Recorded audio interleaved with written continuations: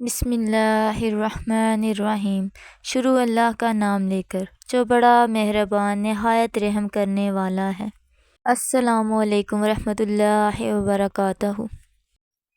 سب دوستوں سے گزارش ہے کہ ایک بار درود شریف پڑھ لیں۔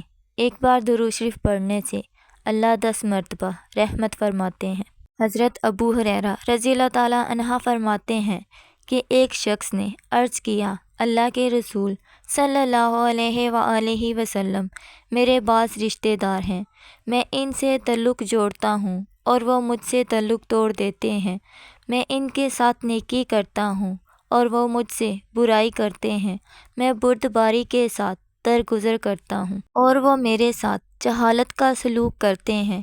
آپ صلی اللہ علیہ وآلہ وسلم نے فرمایا، اگر تم ایسے ہی ہو جیسے تم نے کہا ہے تو تم ان کو چلتی راہ کھلاتے ہو، اور جب تک تم اس طریقے پر رہو گے ان کے مقابلے میں ہمیشہ اللہ کی طرف سے ایک مددگار تمہارے ساتھ رہے گا۔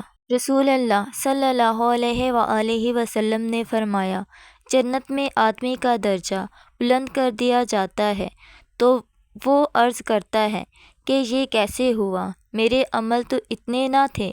ارشاد ہوتا ہے کہ تمہاری اولاد کے تمہارے لیے دعائے مغفرت کی وجہ سے ہے۔